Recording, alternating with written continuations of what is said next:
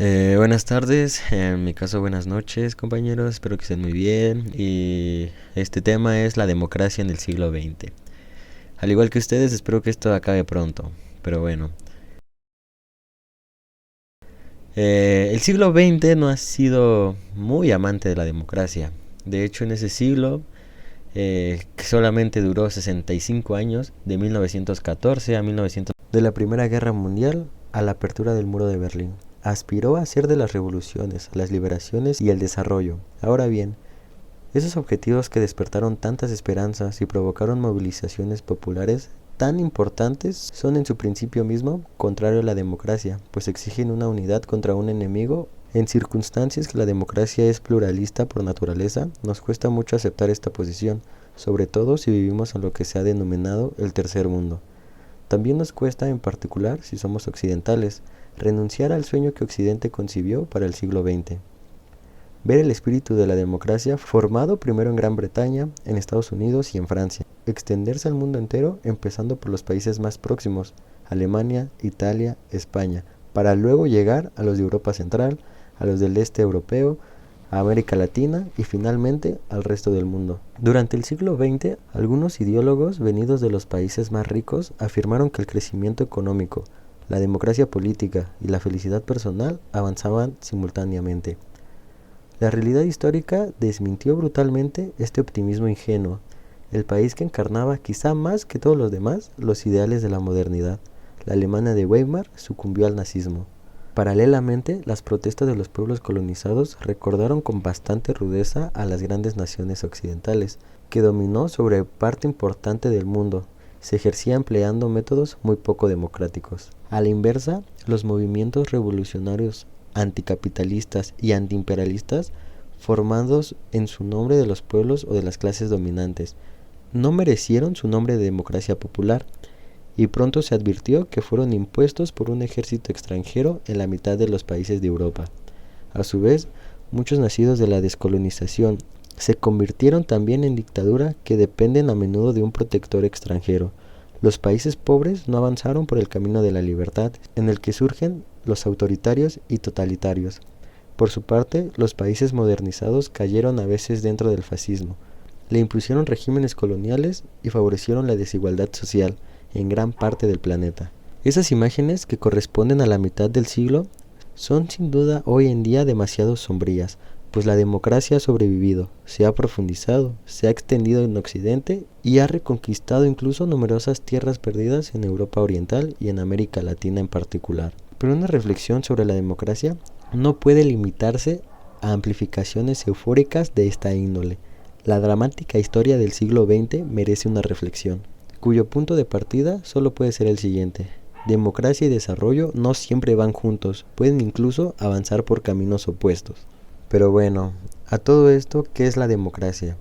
La democracia no está de ningún modo asociada a la riqueza o a la pobreza. Si se buscan las causas que favorecen su desarrollo, pronto se descubre que está fuertemente vinculada a la capacidad de desarrollo endógeno de un país, es decir, a la formación de actores sociales impulsados por los valores de la modernidad, la racionalidad y el individualismo, y que debaten directamente entre ellos sobre la apropiación de los instrumentos y de los resultados de trabajo. La democracia no puede definirse solamente en función de instituciones o de manera aún más limitada de garantías. Sin duda, no hay democracia sin la libre elección de los dirigentes y sin la posibilidad que tiene la mayoría de poner término al poder de aquellos a quienes no han otorgado o han retirado su confianza. Es este un problema de definición, y no vale la pena analizar la democracia si esa palabra significa otra cosa que la libre elección de los dirigentes por el pueblo. Pero se trata, a partir de esta base, de explicar la presencia de este tipo de régimen político y de identificar sus causas. Es aquí donde surge una distinción indispensable entre el desarrollo endógeno, democrático, y desarrollo exógeno, voluntarista y antidemocrático. Cuando una sociedad tropieza con obstáculos insuperables, en el interior de su modernización debe movilizarse, en sentido estricto como figurado, bajo la condición de jefes que apelen al interés superior de Estado o de la nación, que busquen su legitimidad en la ciencia, la historia, un dios o un pueblo.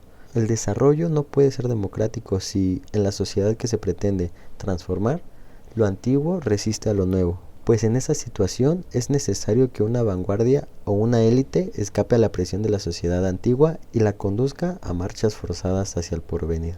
Una fuerte movilización colectiva para combatir enemigos presentados siempre como exteriores. Trátese de una potencia colonial, de los grandes propietarios, de las carencias tradicionales o de las formas de organización familiar. Así definido, el desarrollo voluntarista exógeno apela a la voluntad de la nación, en circunstancias que la democracia requiere una pluralidad de opiniones combinadas con una doble limitación de los conflictos sociales, apelando a la racionalidad y a la libertad. ¿En qué condiciones el desarrollo y la democracia coinciden y cuándo puede hablarse de desarrollo endógeno? Bien, una modernización endógena supone, como lo han dicho tantos autores desde el siglo XVIII y sobre todo después de Max Weber, una secularización que separe la vida social de una concepción naturalista o religiosa del universo, que se apoye en la razón instrumental y que se base en el respeto del individuo como principio de opciones éticas. Supone en segundo lugar la autonomía de la sociedad civil frente al Estado, como ya lo han afirmado tantos analistas, y en primer lugar, Rousseau. Una cierta igualdad de condiciones, por consiguiente, un principio igualitario que puede ser religioso o republicano. Supone, por último, que esa sociedad civil está estructurada, es decir, que los actores sociales sean representables y que por ende estén organizados o constituidos de modo que las fuerzas políticas puedan ser representativas, lo que es la condición más visible y en verdad la expresión concreta de la democracia. Un análisis tan denso puede parecer demasiado abstracto, pero limitándose a lo esencial. Permite situar claramente el problema de la democracia y dar un sentido preciso a la afirmación aparente y sorprendente que formula el comienzo. La democracia y el desarrollo pueden ser términos opuestos. La historia de los últimos siglos es la de la separación progresiva de un mundo capaz de desarrollo endógeno y por consiguiente de democracia, que persigue un desarrollo exógeno en una línea de defensa tradicionalista, populista e incluso nacional revolucionaria, puesta en movimiento de manera autoritaria por una élite dirigente nacional o extranjera. En el primer mundo se encuentran no solo los países del centro modernos y democráticos, sino también países de la periferia en los que el desarrollo, así como la democracia, son frágiles. Muchos de los países considerados intermedios de la India América pertenecen en realidad a esta categoría. El segundo mundo consta en efecto de dos partes diferentes, aquella en que un Estado autoritario modernizador apela a los temas de la racionalización y la secularización, tomados del primer mundo, ejemplo, los países comunistas, y aquella en que la élite dirigente apela a la unidad de destino de un pueblo, de una comunidad, de una nación. Ejemplo, el tercer mundo nos permite, en definitiva, distinguir cuatro categorías de países agrupados de dos en dos. Por una parte, los países centrales con desarrollo endógeno y los países con modernización voluntarista y autoritaria. Por otra parte, los países periféricos con desarrollo endógeno limitado y los países neocomunitarios. Bien, ahora, ¿cuáles son los enemigos de la democracia?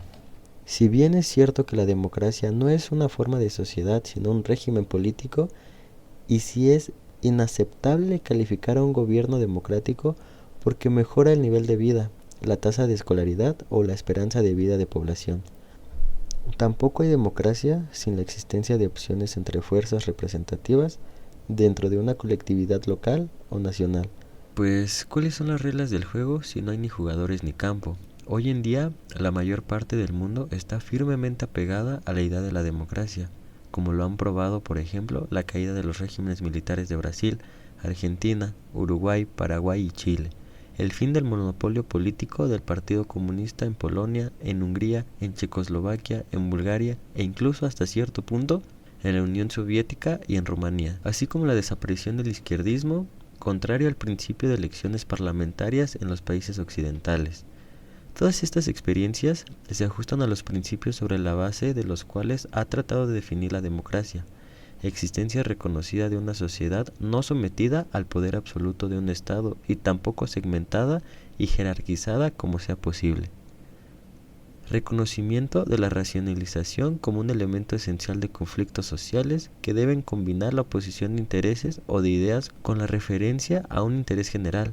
Y por último, aceptación de un principio ético que establece el derecho absoluto del individuo a la mayor libertad posible de creencias e iniciativas. Durante largo tiempo, las filósofas políticas han procurado dar un fundamento suficiente a la democracia en virtud de medidas institucionales, elecciones libres, separación de poderes, desaparición de privilegios y de posiciones personales. Pero la descripción de las instituciones democráticas no constituye un análisis de los fundamentos de la democracia. Lo que me propongo a señalar aquí es que la existencia de la democracia descansa en una doble limitación del poder político y social. Por una parte, gracias al reconocimiento de la racionalización y de sus exigencias propias, y por otra parte, mediante el recurso a una forma u otra de derecho natural, y que exige también la mayor integración social posible al mismo tiempo que la existencia de grupos de ideas y de intereses que sean actores representables.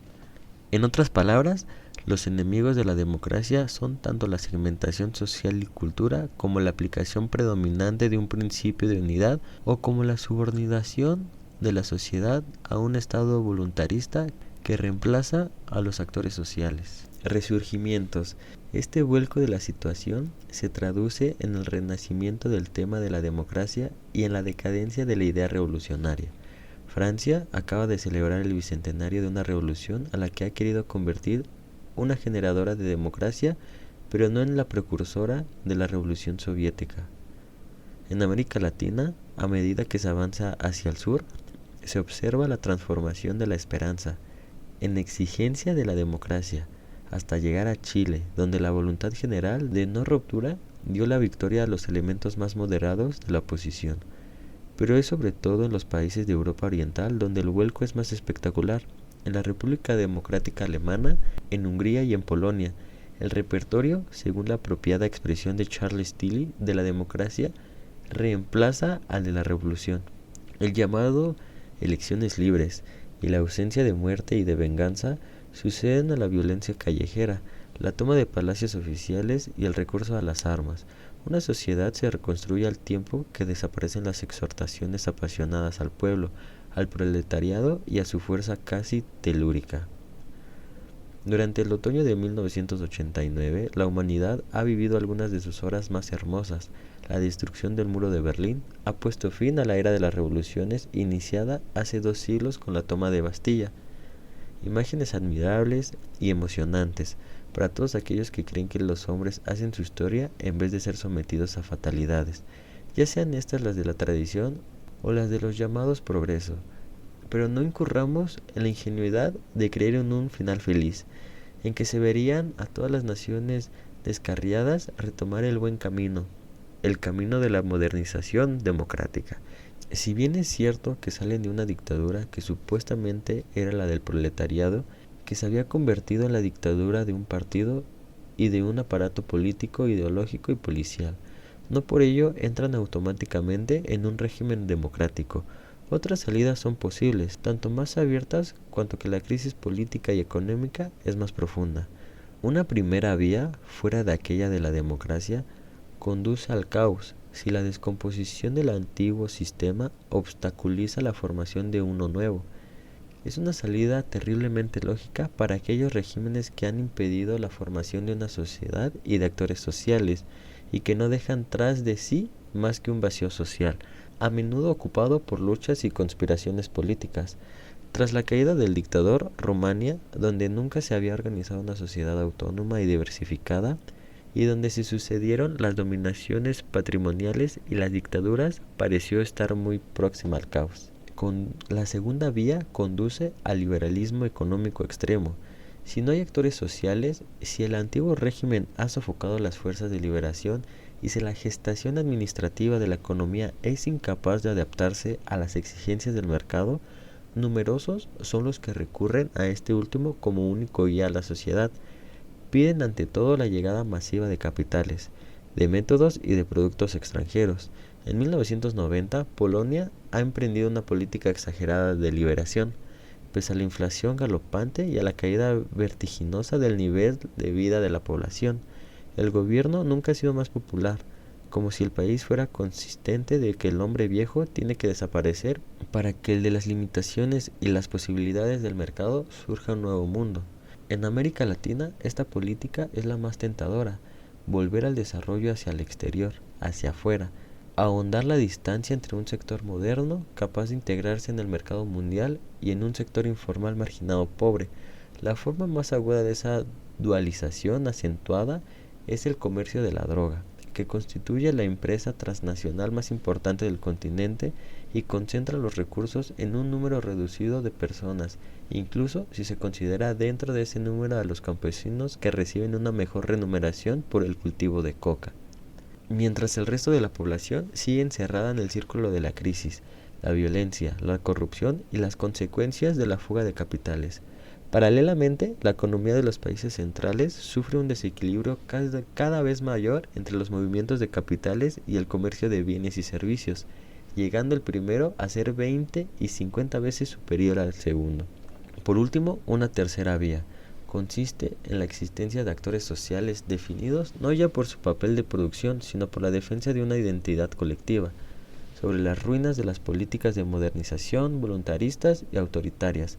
Reaparece el movimiento nacionalista. En la Unión Soviética, armenios se enfrentan en una guerra civil que podría reproducirse en otras repúblicas y fuera de la Unión Soviética, quienes veían en el nacionalismo una fuerza del pasado que sería reemplazada por las luchas de clases ligadas a la economía.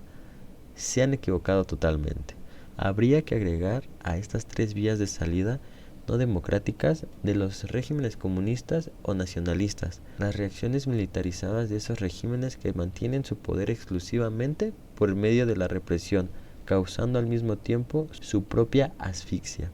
Ninguna de estas soluciones se puede considerar democrática, pues en todos los casos las acciones políticas desaparecen y al poder absoluto de una dictadura sucede otro poder absoluto, el de los centros de decisión que gobiernan el mercado, el de los grupos más nacionalistas o el de la violencia. Bien, ya para terminar, una participación más activa de la democracia. Todas las condiciones de existencia de la democracia que acabamos de mencionar son de igual naturaleza. La democracia es posible en la medida en que la población de un país se organiza en conjunto de actores políticos. Se debilita o desaparece cuando las opiniones políticas están supuestamente inspiradas en una lógica no social. La fidelidad a una esencia nacional, la integración de una comunidad, la voluntad de un príncipe o incluso la propia riodernización. Cuando la abstención es grande, cuando la oposición de etnias o religiones, lenguas y de formas de vida muy diferentes destruyen la unidad nacional, o cuando la desigualdad social son tan pronunciadas que la formación de un sistema de actores políticos o de un foro, incluso de instituciones políticas, resulta sumamente difícil. Está claro que no hay que equiparar a aquellos países que poseen democracias imperfectas con aquellos que van hacia el caos y la descomposición, aún con los que reconocen abiertamente formas de discriminación o de segregación. Ello significa que la caída de una dictadura no conduce automáticamente a la instauración de una democracia y que ésta descansa ante todo en el espíritu democrático, en la capacidad y la voluntad de participar, por medio de instituciones libres y representativas, en la producción y a la aplicación de la ley por los ciudadanos y bajo su control. Qué lejos estamos de las teorías antisociales que explicaban la existencia de la democracia en función de la riqueza de la nación, de sus creencias o incluso de su tamaño. Cuán urgente resulta buscar en todas las partes la manera de acrecentar la actividad política, la capacidad de discutir y de elegir, combinar la diversidad de intereses con la integración de una sociedad. En estos últimos años, y con más claridad aún en estos últimos meses, hemos aprendido que la democracia se opone cada vez más, que se asocia a la revolución, que requiere una gran capacidad de modernización endógena y que debe, para ser fuerte, reducir las diferencias sociales y culturales. No estamos totalmente convencidos en un cambio, de que exija una gran participación en la vida pública. Algunos sienten incluso la tentación de afirmar que las pasiones poseen en peligro la democracia y que una cierta apatía facilita el buen funcionamiento de las instituciones. Esta idea es tan inaceptable como la concepción opuesta que asimila la democracia a las manifestaciones de masas, pues reduce el hecho que la democracia a la libertad de los actores económicos. En realidad no hay democracia ahí, donde la vida política está subordinada a otra lógica que no sea la suya. El fundamento de la democracia estriba en la participación, en el mayor número posible, en la formación y en la aplicación de las decisiones políticas. Gracias.